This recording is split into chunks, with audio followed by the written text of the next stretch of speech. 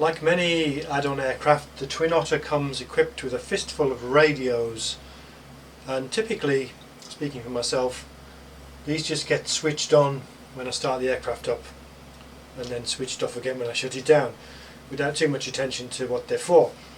So we've got nav1 radio, com1, nav2, com2, ADF, we've got a DME on this aircraft, got the GPS of course, and transponder. I think that's all of them. Don't think I've missed any out. What we're going to do today is take a closer look at some of those radios and how we use them in flying an instrument approach. And the instrument approach I've chosen is to this airport. This is Manchester in the northwest of the United Kingdom. Echo Golf Charlie Charlie. We're going to do the ILS into runway 05 left. We're currently sitting on 05 right. It's actually 06 right if you look at the markings on the runway. Don't forget the FSX database is 10 years out of date now, and because of magnetic variation the runway orientations do shift over time. They are magnetic orientations. Today the runways at Manchester are 0523 rather than 0624. Just a discrepancy you'll notice, particularly because we're going to be using the Reality XP GNS 530 GPS, which has got an a more up-to-date database. I think my database is from 2012.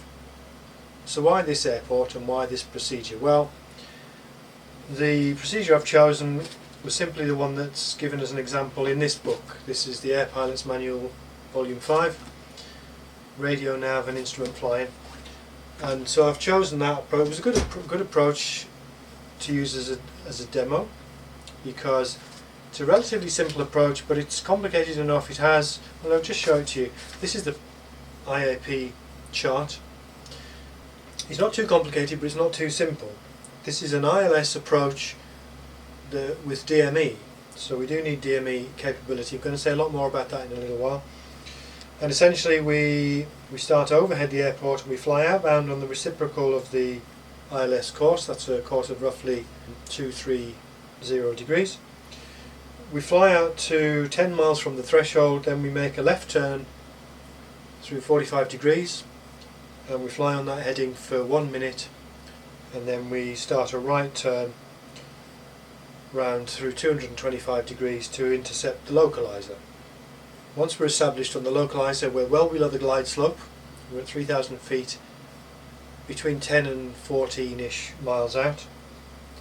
At this airport, as is typical, we've got a 3-degree glide slope, and that means we're going to intercept it at about 3,000 feet, 10 nautical miles from the threshold. The reason we intercept the glide slope from below is that due to the way that it's implemented, which I won't go into here, but you can read about it, we do get potentially false glide slopes can appear at multiples of that 3-degree angle above the real glide slope. We don't get false glide slopes below, so if we intercept it from below we can be fairly confident we've intercepted the real glide slope. I don't know if those false glide slopes are implemented in FSX or in Prepared. I doubt it, but we're going to do that because that's how it's done by the book. So we need to talk about DME. We're going to be using the GNS 530 in this aircraft. That manages the COM. We're going to leave the COM radios alone, by the way. We'd obviously be doing this under air traffic control, but we're not going to do that today. We're just going to fly the procedure. We'll probably fly it initially on autopilot, and we'll find we've got our hands full anyway. Then we might try it hand flying it, and we'll do it in weather so it's realistic.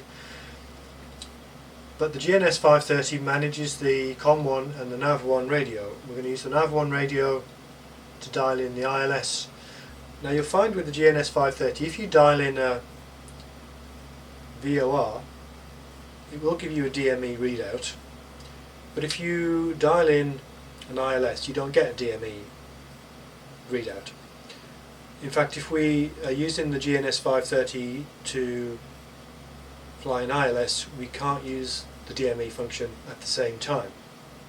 Now if we only had a GNS 530, that causes us a problem, because this, if we look at the detail on the IAP chart, it says this procedure is only available if you have DME. Now in fact we can cheat with the GNS 530. In this particular situation there is a VOR on the airfield as well. That's the MCT Manchester VOR. So what we can do is, with the GNS 530, we can dial that in as a direct to course on the GPS, and that will give us effectively a DME to that VOR. And because the published procedure gives you distances either from the Localizer beacon, which is generally a paired Localizer and DME transmitter, or from the MCT VOR. So both of those sets of distances are published, and we're allowed to fly the procedure using either of them. Now I'm not sure if it's legal to do that using the GPS as a DME, but we can certainly do it in an aircraft where we only have the GNS 530. Now of course that's me talking about an authentic GNS 530, which the Reality XP is.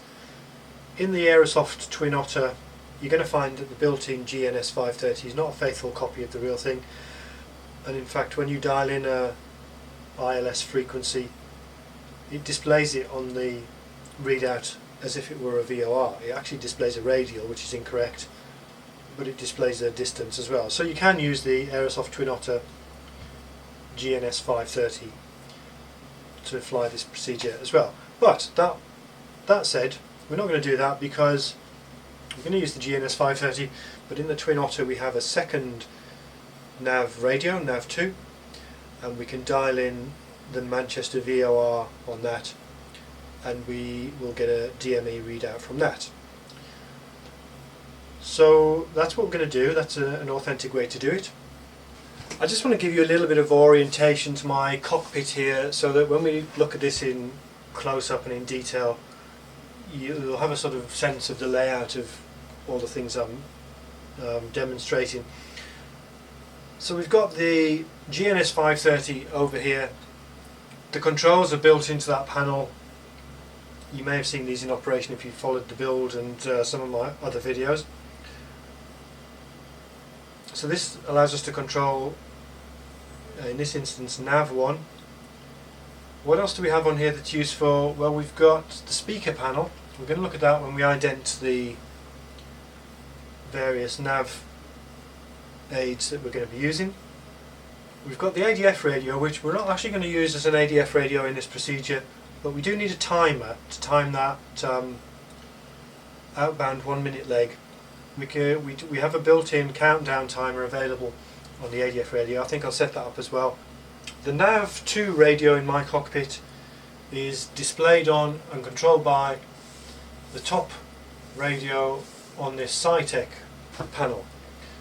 It's not in the most convenient of locations and on the bottom part of this panel I've got the DME readout. Actually I'm going to have the DME readout for, although we're going to fly this on nav 2, because of the way this is set up I'm using spad.next, and the particular program that I have controlling my DME actually displays DME 1 on the right and DME 2 on the left. They're both reading 0 at the moment because we don't have any of the frequencies dialed in. So just as an introduction there, if I were to select the MCT VOR on nav 2, I happen to know that's on 113.55. Whoops. There it is. If I flip that in, it becomes the active frequency and we get a readout on DME 2, which is 2.3 miles. So we're 2.3 miles from the Manchester VOR, which is, as far as I know, roughly correct. It's down the other end of the airfield, I think on the other runway or between the runways. So if we deselect that, that goes back to 0. Just out of interest, if I select the ILS frequency on here, which is 109.5, so this time DME2 reads out 1.8 nautical miles, and that's about correct as well given the staggered layout of the two runways at Manchester. We're on 05 right, 05 left is over there. The threshold is approximately 1.8 nautical miles from the threshold of, well, the wherever we're parked on this runway. So that's just a bit of orientation. One of the things it's essential to do when flying using nav aids is to positively identify them before you fly with reference to them. You can imagine, just taking our procedure here as an example, if we were to meticulously fly this procedure but we were actually tuned into the wrong nav aid, we'd be doing this in relation to somewhere other than Manchester Airport, and of course this is carefully designed to steer us around obstacles such as well, mountains in the case of Manchester, towers, buildings, obstacles, flight paths of other aircraft and so on. So it's an important and actually vital step in the procedure that when we dial in a nav aid we identify it. So I'm just going to quickly illustrate that before we go and fly. I'll do that with the, I'll set up the Manchester VOR on nav 2 and show you how we identify it. So if I go to nav 2, which remember is on my sighting panel, we want 113.55, and then I switch it from standby to active. What I've got to do now is just turn the sound up a little bit. Well, I'll turn the sound up in a second, but that nav aid is actually transmitting a Morse code identifier, which for the MCT VOR is the letters MCT, which in Morse is dash dash dash dot dash dot dash. And what we need to do is go to the speaker panel, put the nav2 radio on speaker by pressing that, and if we turn the volume up and wait a little while,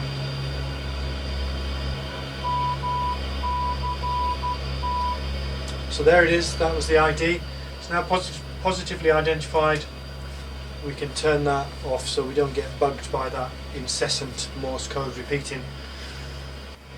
Okay, so we're ready to go. We're no longer at Manchester, we're on the ground at Liverpool. We're going to take off and fly direct to Manchester. In fact, we're not going to go direct to Manchester, we're going to go to Barton, which is to the east of Manchester, and then we're going to go from Barton to Manchester, just because that gives us less of a sharp turn. When we get to Manchester, rather than do a 180, we can do a bit of a shallower turn to begin the procedure. So I don't have any of the radios set up. Let's presume that we're going to take off from here using some other procedure. We've got to set up the radios en route. The one thing we'll do is we'll set in Barton on the GPS as a direct to course. So we make sure we've got the navcom switch set to navigate by the GPS. That's operated by the CDI toggle in this aircraft. We should be able to go to nearest airport. EGCC, Echo Golf CC is Manchester. I think Echo Golf Charlie Bravo is probably Barton. Yes, it is. So we'll activate that. So it's 18 miles away, and after takeoff we want to turn south. Right, let's see what the ATIS is doing. We've got active sky running, so we're going to use 122.0 for the ATIS. Echo, Golf, Papa, airport information, Kilo, 0420, Zulu, weather, wind, 249 at 4, visibility, 10, sky condition, ceiling, 3,500, broken, temperature, 6, 2.4, QNH, 1019, advise on initial contact, you have information, Kilo, Echo, so that's Golf, fine, we've got a little bit of wind coming from that direction, 4 knots, we're not worried about that. So let's go. auto feather arm.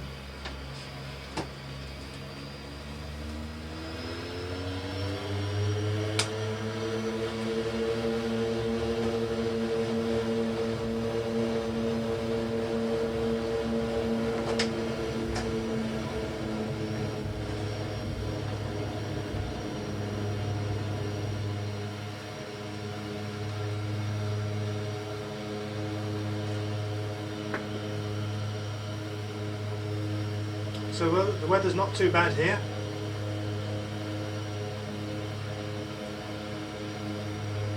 In fact, the weather's quite nice here. I think we're going to find it's a little bit different when we get down to Manchester.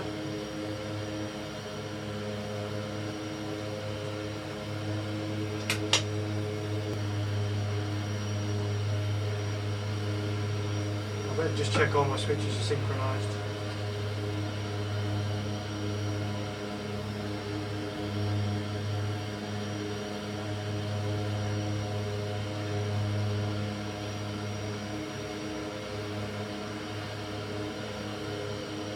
So I'm just turning this onto a southerly heading so we can pick up that direct to track with the GPS. We've got altitude 3000 set. Once we get established on that track, we'll dial that in on the autopilot as a target.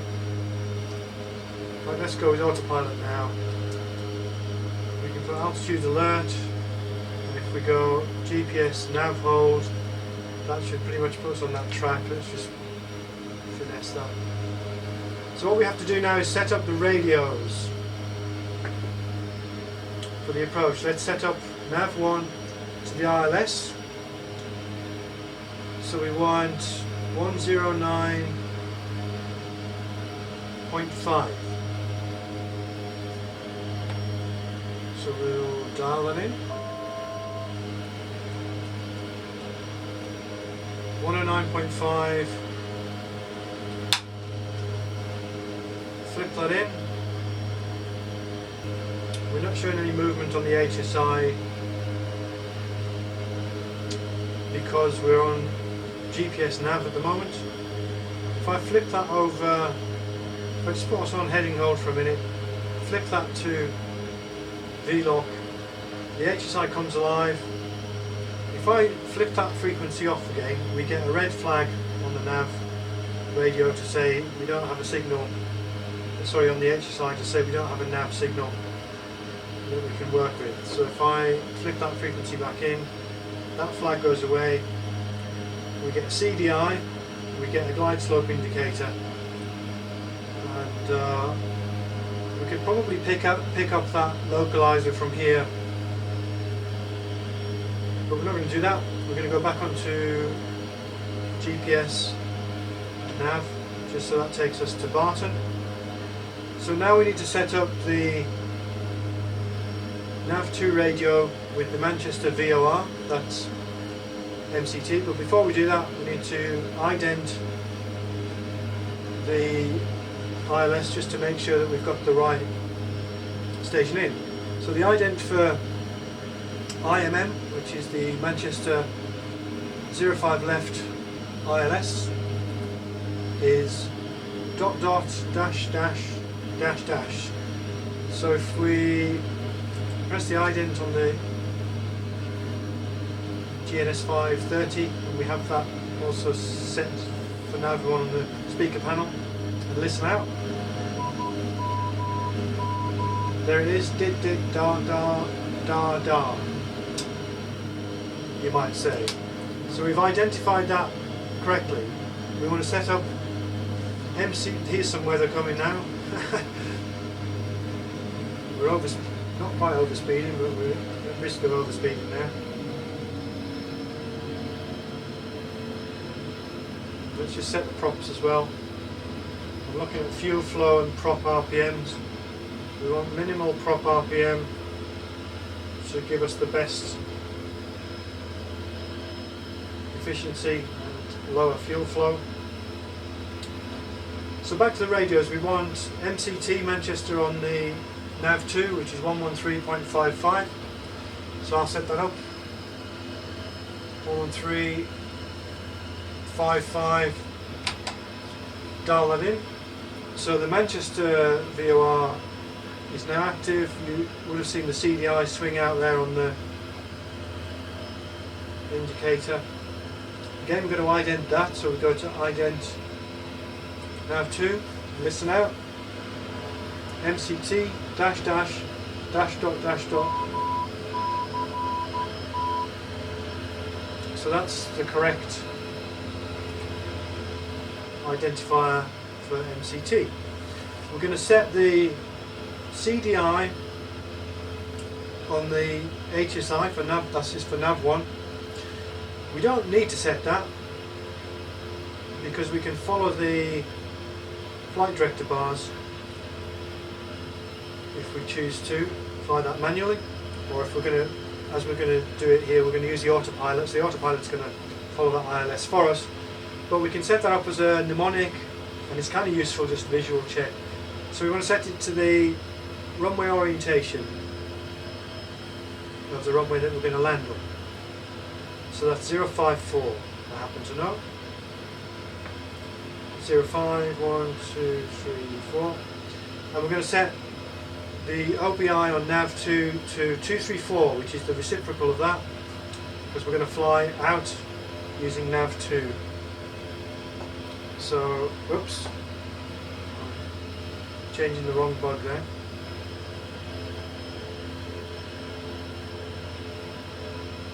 So 234. So we're all set with the radios. We've got the DME shown up here for nav1 on the right, but don't forget we technically don't really have access to that. So we're going to work this procedure from the Manchester VOR DME. So currently although we're not heading directly for Manchester, we're 10.5 miles away from the threshold. Not from the threshold, sorry, from the MCT VOR. Okay, we're almost at Barton, 5 miles away. I'm going to come off the nav hold at the moment to put us onto heading, because we'll see when we're overhead the airfield. I'm going to dial in Manchester for the next leg.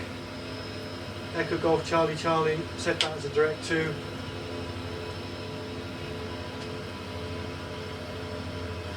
And then once we get over Manchester, we're going to start the procedure proper. And the first part of that is we're going to fly outbound on the 234 radial of the MCT VOR. That puts us on reciprocal heading to the landing, to the extended runway centerline, if you like. Okay, we've just gone into the clouds. I did see Barton just ahead of us. I'm just going to watch for it on the VOR, sorry, on the GPS. There's no real need for us to turn directly over Barton. It's just so that when we get to Manchester, we just have about a 90-degree turn onto track, just a little bit easier. Right, let's just do that right now. So if I go onto nav hold, if we watch the attitude indicator, that's going to turn us onto course. Meanwhile, what I'm going to do is I'm going to set up on the ADF radio, I'm going to set up a countdown timer. I think actually we don't have a display for the ADF radio. I could put it up here, but I'm not going to do that because that's not implemented properly. I'm just going to quickly look at this on the screen. So we want flight time, elapsed time. We want elapsed time, hold it until we get a flash, then we can dial in 1 minute, and that's ready to go. So that will give us a 1 minute countdown timer when we need it.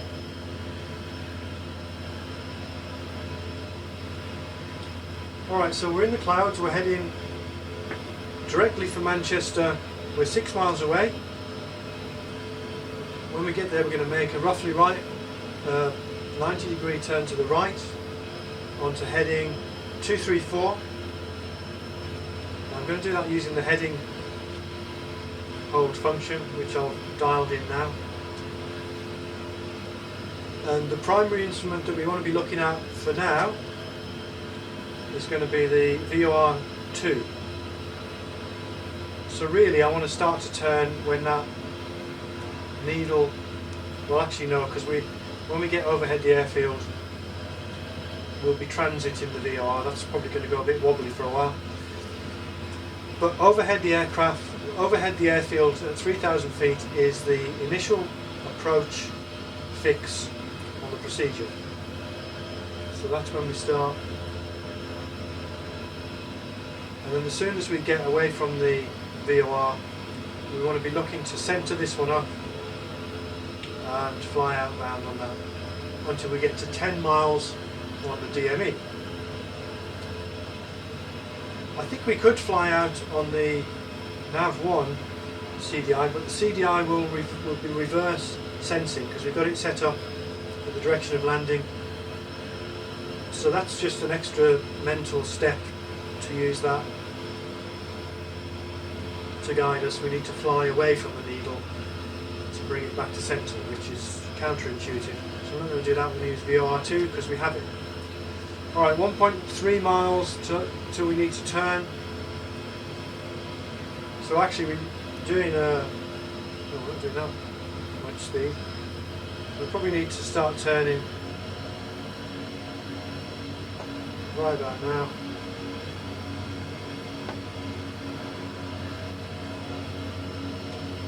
Can't see anything out the window, but if we look at the attitude indicator, that's turning us.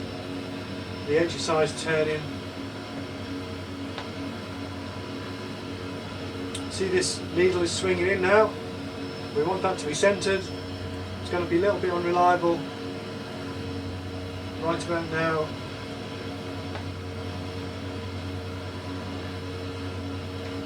Because we're just about overhead the VOR. In fact, we're 1.5 miles away.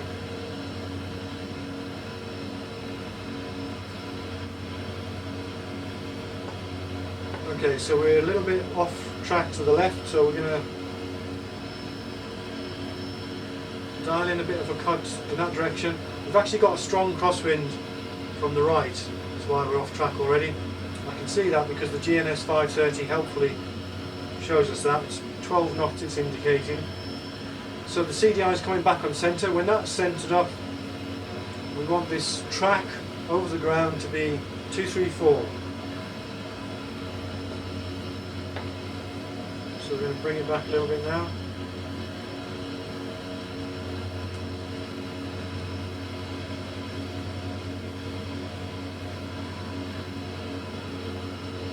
Two, 3, 7.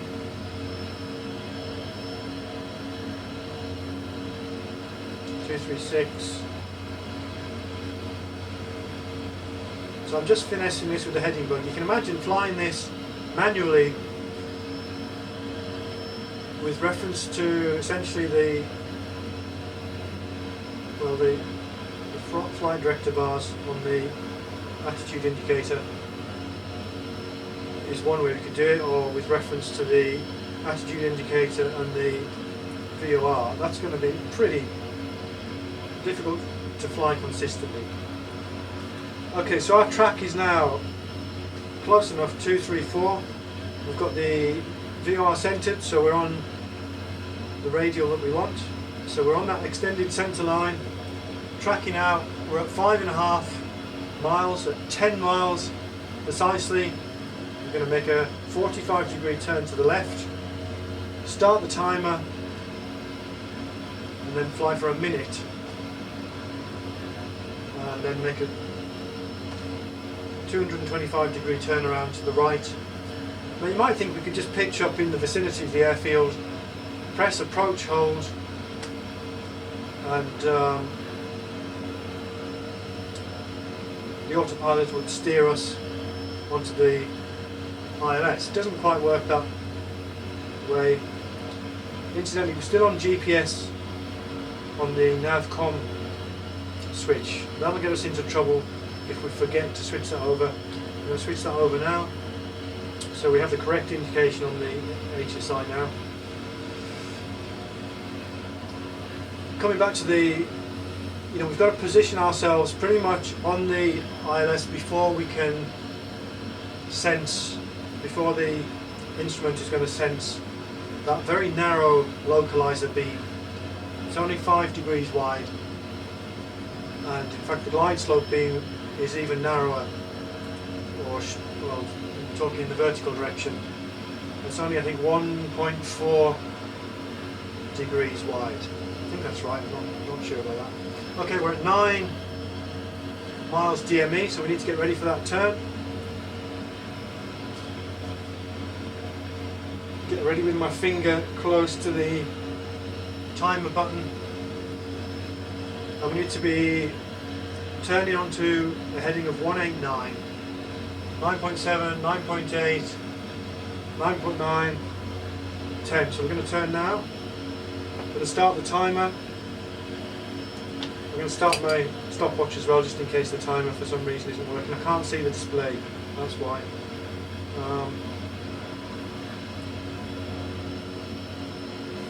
So again, we've got no visual references,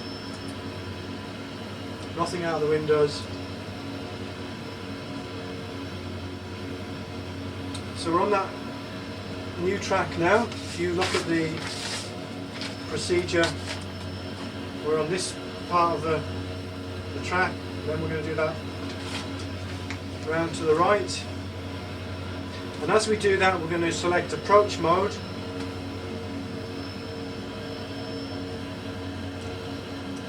and hopefully as we go around we're going to pick up the localizer. That's the first step. Should be coming up.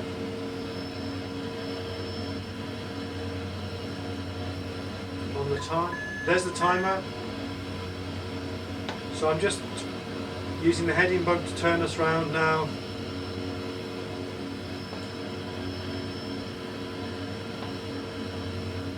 And we're aiming for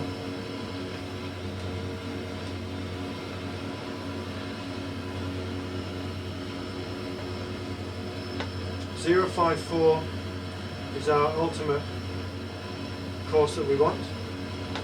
I'm going to dial in approach mode now. So we've got glide slope and nav localizer are armed.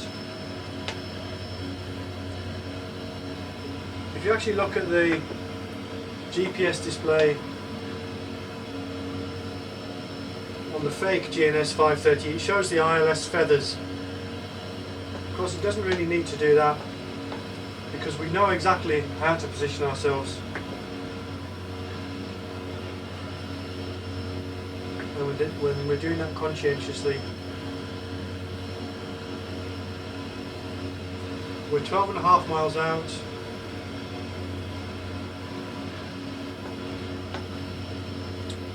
And we've got localizer capture, shows nav capture. So now we don't have to worry about that. The heading bug is off. We're still on altitude hold. The glide slope isn't armed because we're substantially below the glide slope. We can see the glide slope on the HSI. The indicators at the outside here, they are gradually creeping down. And we're 11.5 miles out. Probably want our landing lights on about now. We'll think about slowing down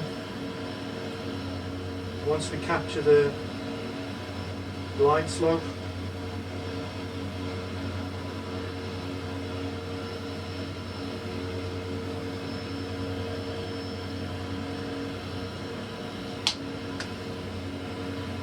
So on the GPS we can see, we're approaching from roughly the right direction. We're going to fly over the M6. We should get the glide slope very soon.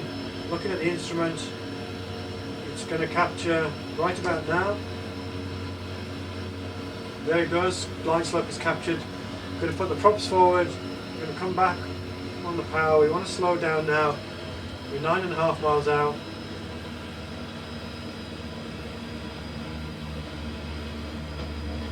Now that's 9.5 miles from the MCT VOR, not from the threshold. Because we've kind of can cheat and look at the DME for the ILS transmitter. We can see we're 8 miles out on that. So we want to slow down. We don't want to slow down with such an aggressive change of power that we get a big fluctuation in pitch, because we might lose the glide slope. And that glide slope, as I said, is very narrow, and it gets narrower as we go in towards the airfield. At 10 miles, I think it's 1,400 feet high, so we've got a bit of leeway. At 1 mile from the threshold, it's only like 140 feet or I don't know, I might have got that wrong, but it's a lot narrower. But we've got good capture, everything's staying. Looks like the wind has eased off here. I can start to see some lights now, so we're going to get visual. What we didn't do was set up the decision height on the radar altimeter. I'm going to set it to 500. If I had an IMC rating in the UK, there's an absolute minimum decision height of 500 feet, so let's presume that's what we've got. We're at 1,500 feet on that at the moment. I'm not really focusing on this because I don't have someone calling that out for me. Okay, I'm within flap range now. We've just gone visual. I'm going to put down first stage of flaps, put a bit of power back in. So visual well within the decision height, so we're going to proceed and do the landing. Just leave it on autopilot most of the way in.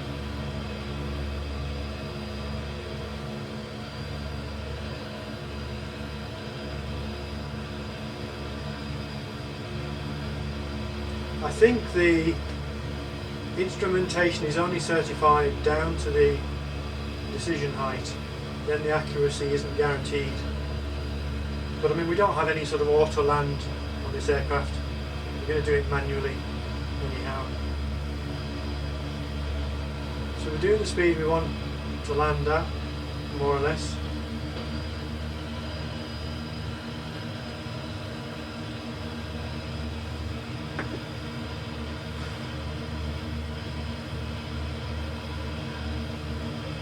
The weather's okay once we get out of the clouds. What I didn't do was go for the 80s. I'll just try and get that at the last minute. Echo Golf Charlie airport information. November 05080, weather wind 169 at 3, visibility 4, sky 169, condition so we've ceiling got crosswind of 3. 1,100, broken ceiling 1,500, overcast temperature 5, dew point 3, QNH 1019. Advise on initial contact, you have information. November Echo Golf. Okay, everything's good. This is quite a nice view actually. That's 05 right, or 06 right as it's marked up here. Got some blurring on the ground textures here. My PC's not quite keeping up.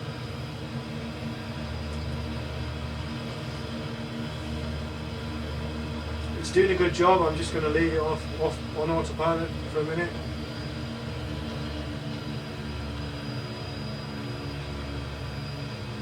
GPS is giving us terrain warnings.